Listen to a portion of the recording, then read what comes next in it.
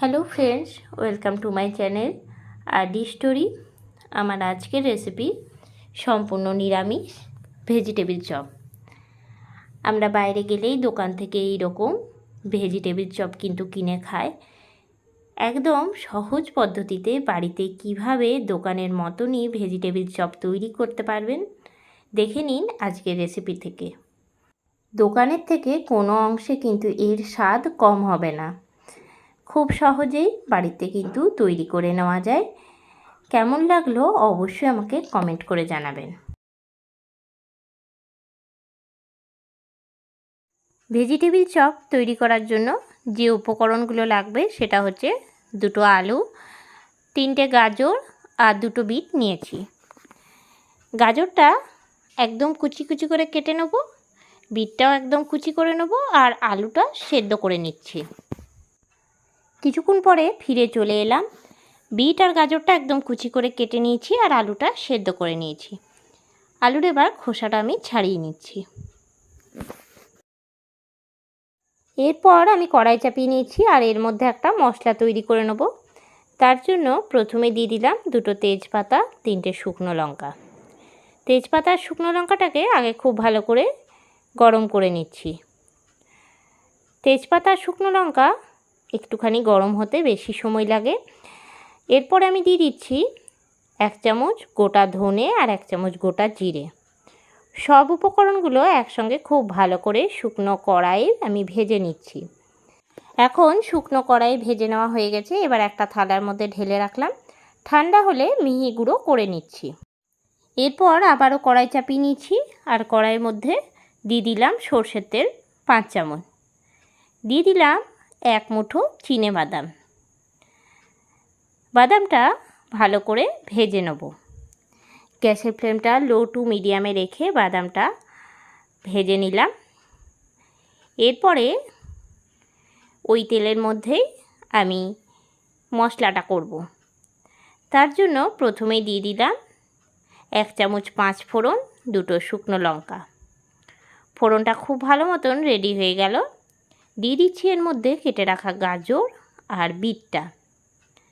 এরপরে দিয়ে দিচ্ছি গ্রেট করে রাখা আদা। আর দিয়ে দিলাম ঝালের জন্য 4টে কাঁচা লঙ্কা একদম কুচি কুচি করে কেটে নিয়েছি। সব উপকরণগুলো দেওয়ার পরে খুব ভালো করে নাড়াচাড়া দিয়ে ভেজে নেব। বিট গাজর সেদ্ধ হতে একটু বেশি সময় লাগে।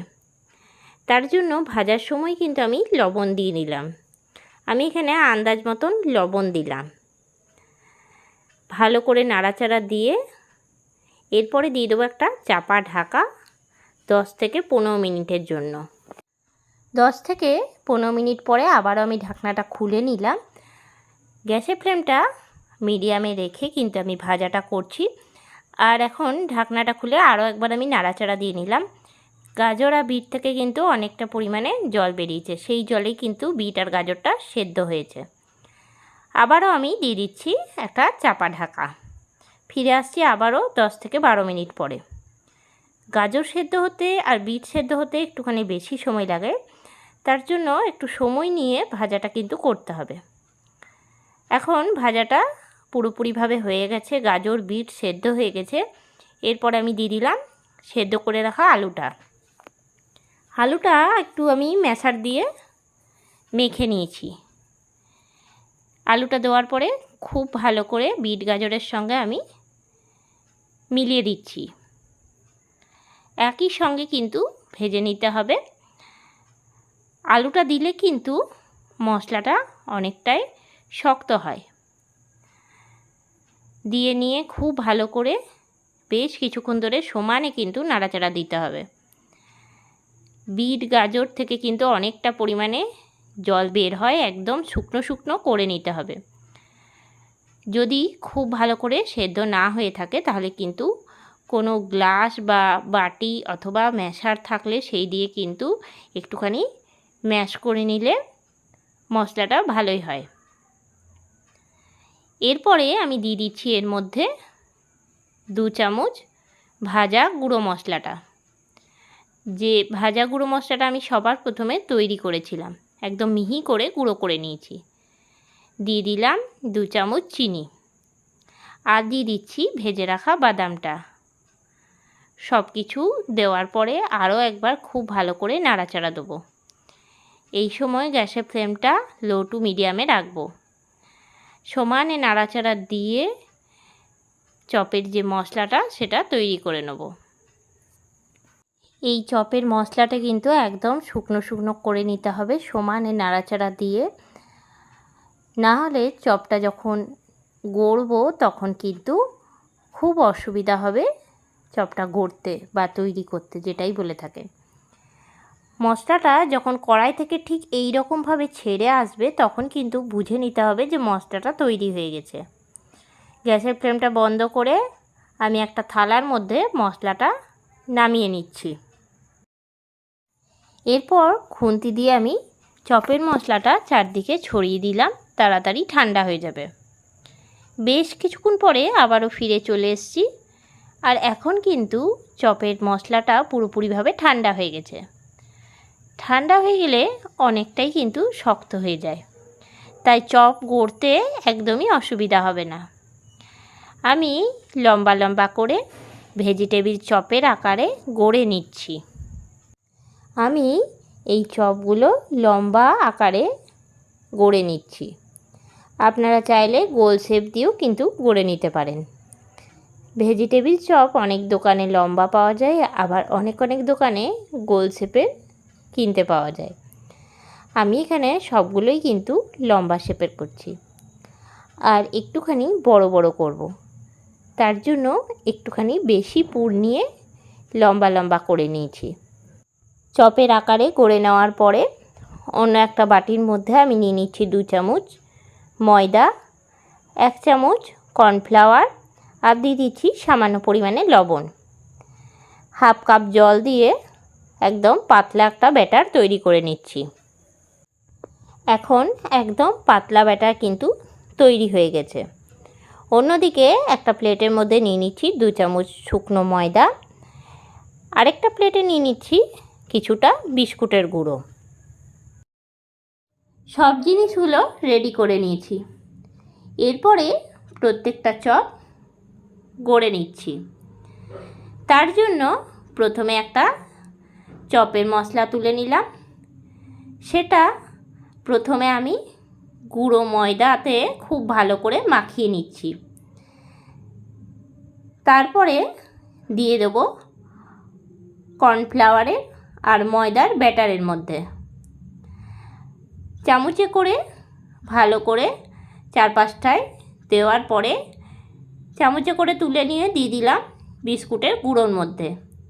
এরপরে ভালো করে বিস্কুটের গুঁড়ো কোট করে নেব। আমি এখানে প্রত্যেকটা চপ ডবল কোট করে নিচ্ছি। তার জন্য বিস্কুটের গুঁড়ো মাখানোর পরে আরেকবার আমি দিয়ে দিচ্ছি ময়দা আর কর্নফ্লাওয়ারের ব্যাটারের মধ্যে।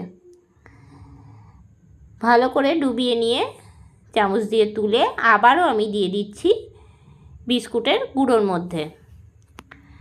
আরেকবার বিস্কুটের গুঁড়ো 4-5টায় খুব ভালো করে লাগিয়ে নিচ্ছি। চারপাশে খুব ভালো করে বিস্কুটের গুঁড়ো লাগিয়ে নেওয়ার পরে হাত দিয়ে চেপে চেপে এর শেপটাকে সুন্দর করে নিতে হবে। আমি এখানে ডবল কোট করেছি, আপনারাও কিন্তু অবশ্যই ডবল কোট চপে করবেন, না হলে ভাজতে গিয়ে ভেঙে যেতে পারে। একটা হয়ে গেল, এই একই রকমভাবে আমি পরেরটাও কিন্তু রেডি করে নিচ্ছি। প্রথমে ময়দার মধ্যে গুঁড়ো ময়দার মধ্যে দিয়ে খুব ভালো করে চারপাশে মাখিয়ে নিলাম। তারপরে দিয়ে দিচ্ছি ময়দা আর কর্নফ্লাওয়ারের ব্যাটারের মধ্যে। ময়দা আর কর্নফ্লাওয়ারের ব্যাটারে দেওয়ার আগে কিন্তু চামচ দিয়ে খুব ভালো করে আগে ব্যাটারটা গুলে নিতে হবে, না হলে কর্নফ্লাওয়ার আর ময়দাটা কিন্তু তলায় পড়ে যায় বা রয়ে যায়, যেটাই বলে থাকেন। এরপরে বিস্কুটের গুঁড়ো খুব ভালো করে মাখিয়ে নিচ্ছি। বিস্কুটের গুঁড়ো মাখিয়ে নেওয়া হয়ে গেলে আবারও আমি কর্নফ্লাওয়ারের ব্যাটারের মধ্যে ডুবিয়ে নিচ্ছি।